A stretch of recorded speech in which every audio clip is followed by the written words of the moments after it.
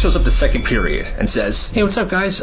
There was a deer stalking me in the parking lot." "Oh, what?" "Yeah, I was walking into the building and I look over and this deer is just looking at me from behind a tree. I walk a little farther and there he is at a different tree, still staring at me." So of course, everybody starts making fun of this kid. They're calling him Deer Boy this entire class, and he's like, "Guys, this is so dumb. I saw a deer." Whatever. Third period starts, and all of a sudden, throughout the entire hall, you hear a giant crash. Guess what it was? A deer literally jumped through one of the classroom windows. Not like near the window, like through it. What was that? What happened? A freaking deer jumped through the classroom window. It's still in the room. Oh my god, he's coming for me. It was an absolutely absurd moment. Nobody knows what to do because this deer's kind of freaking out in this classroom. They don't know what to do with it. Well, this one teacher shows up, Mr. Redding, and apparently Mr. Redding has had a lot of experience with deer. He somehow went in there, calmed it down, and walked it out of the school. "How'd you do that, Mr. Redding?" "Well, I had a pet deer once, and he was my best friend." And after that, everybody stopped calling this kid Deer Boy because obviously there was a deer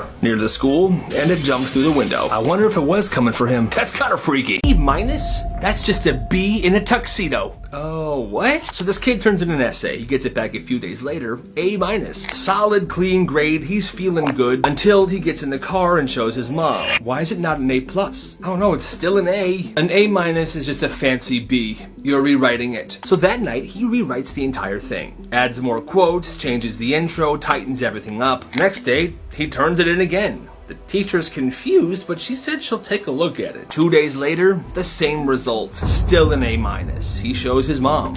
"You are doing it again." "You're joking, right?" "Not until you get 100. Fix your tone, fix your grammar, and fix your mindset." He rewrites it again, turns it in. This is the third version. And the teacher pulls him aside. "Hey, why do you keep resubmitting this? Your paper was excellent." "I know. I'm just trying to survive, ma'am." She gives him the exact same grade, A minus again. He turns it into his mom. She just sighs and says, "I give up. You must have done something wrong." And that's the day he learned. Sometimes it's not about the grade. It's about your mom's permanent disappointment. Poor kid. He got detention on his birthday. No! So apparently he was talking back to a teacher and the teacher gave him after school detention today. "But it's my birthday." "I don't care." So it was after school. He was in detention, sitting there. Sad. He was supposed to be hanging out with his friends. This sucks so bad. But then the detention room door busted open and his 5 best friends walked in. "Hey, yo, happy birthday, bro." "What's up, brother? Happy birthday, man." "Yo, what?" The detention teacher was like, "Hey, you guys can't be in here. It's his birthday, man. Come on." One friend brought in cupcakes, soda, balloons, and they passed cupcakes and soda out to everybody in the classroom, even the teacher. "Oh, thank you." "Hey, we get a cupcake too." "Of course, man, enjoy. This party's for everybody." And then they sang to their friend, "Happy birthday to you." "I blow out your candle, bro." And for the rest of the detention period, they were listening to music, eating cupcakes, and the teacher that tried to shut it down at first ordered a frickin' pizza. And by the end, nobody wanted to leave. "You know what? There's still some pizza left and some soda. 20 more minutes, huh?" Hey, nice! Honestly, best birthday ever.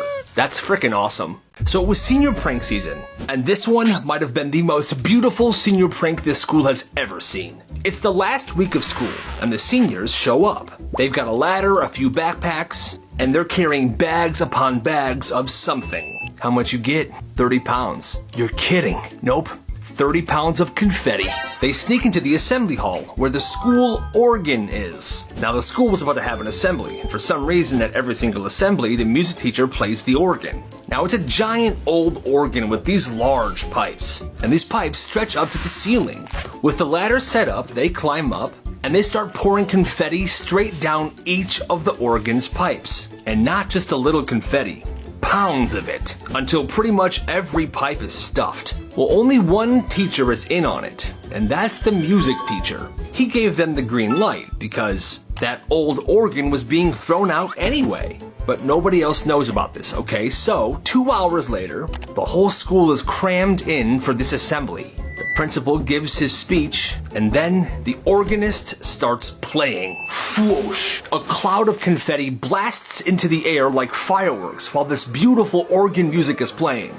With each note, another explosion of confetti goes off. And now it's like a blizzard. Students are cheering. They're trying to catch it. It's beautiful. But the teachers are really confused. Oh my God, what's happening? What's happening? The principal's standing there looking around like the ceiling just collapsed. Meanwhile, the music teacher is just calmly playing the organ while this crazy storm is happening. It's a beautiful sight. By the end, the floor is covered in confetti, the seats are all buried, and the seniors are just looking around like, wow, we did that. And that was it. That organ never played another note, but that prank went down in school history. Stephen was a quiet kid that got bullied for everything, but one day he decided to change that. It was a second floor classroom. Stephen was sitting by the window, and he decided that today was the day he was not going to be bullied anymore and that he was going to become a legend. Now, the funny thing about Stephen was that he was actually shredded. Well, the teacher was mid-lesson, and Stephen opens up the window, and he jumps out. There was a single-story building right outside this window, so he just jumped down onto that. And then he started dancing. Like full-on dancing, poses, spins, his hands were in the air, frickin' jazz hands. One kid near the window said, "Bro thinks he's doing a halftime show." He was hyped. He thought he did a great dance, so he hopped down to the courtyard, walked back in school, and sat down in the classroom. But the thing is, nobody even saw him do it. Just that one kid by the window. Nice work, man. He was livid. He did all that because he wanted to be this legend of a kid who danced on the roof of the school building.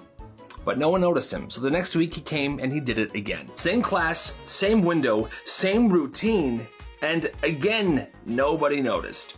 Did anybody see that? See what, Stephen, huh? The world does not revolve around you. Pay attention to the lesson. I hate my life. This kid was bullied for no reason. His name was Eli. He was a pretty average kid. He played baseball. He wrestled a little bit. He was smart, friendly, and this one kid hated him for no reason. That kid's name was Garrett. He would hide Eli's pencils and school supplies in class, blame him for things, getting him in trouble. He was just relentless. He would call him names all the time. "What's up, you frickin' dingleberry?" "Shut up." One day at lunch, Garrett takes it way too far. He walks up behind Eli and smacks him in the back of the head with a large piece of ham.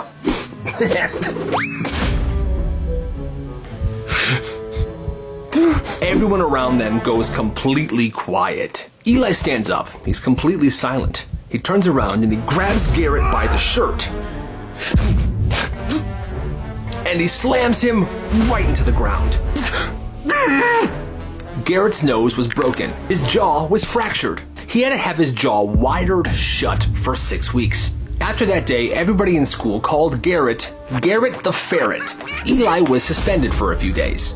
Well, the next year, when Garrett was a senior in high school, Eli's little brother was starting as a freshman. And one day, Eli's little brother was getting pushed around by a couple of kids. "What up, loser?" "Leave me alone. You're such a freaking idiot." "Stop, leave me alone." Well, out of nowhere, Garrett the Ferret steps in. "Hey, don't touch him. And if I ever see you messing with him ever again, you'll wish you were never born." And those kids stopped, and they never messed with Eli's little brother again. Nobody knew if it was guilt, or if Eli got respect from Garrett that day. But Garrett became a really good guy, and that is awesome. This kid's stepdad worked for Coca-Cola, and because of that, there was a rule in their house. No Pepsi products, ever. Not in the fridge, not at restaurants, and not at birthday parties. If they were out to dinner, "Yeah, I'll take a Coke with my chicken tenders." "I'm sorry, we only have Pepsi products." "Yeah, nope, pack it up. We are leaving. We're going somewhere else, kids." "But my chicken tenders." "I said we're going somewhere else." Even when they were hosting parties at their house, if any of their guests came with Pepsi products, pour it out or throw it away. Those are not allowed in this house. I understand some people have a preference between Pepsi and Coke, but this just went a little too far. That dad sounds insane. This kid started grading the teacher. It was a normal 7th grade class, and the teacher was exhausting. She talked too fast, she never explained anything, and her lessons were always boring. So before colonization, the Native Americans were showing signs of societal systems, and you see, it was really interesting because if colonization never happened, well, this one kid, one day decided to leave her a note. And it wasn't rude, it was a sticky note that he put on her desk. It said, "You talk really fast, it's hard to keep up. And you skipped the lab yesterday. We were actually excited for that." He didn't sign it, and the next day, class feels feels different. She slows down, she starts with a story about her night. Guys, you won't believe it. Last night, I was feeding my cat, and then later, I thought the cat food was tuna, and I ate some. And at the end of class, she says this. Also, class, if you ever have any thoughts about how I teach or suggestions, feel free to leave a note right here. You don't gotta sign it or anything. It's actually very helpful. And now notes are showing up every day. Please stop calling on the same 3 people. That video was actually kinda helpful. Can we do more labs or just something hands-on? She reads every single one, she adjusts, and class starts to feel human. Weeks later, a kid leaves this note. This is my favorite class now. Thank you. And she taped that note onto the whiteboard. Now that's a lovely story.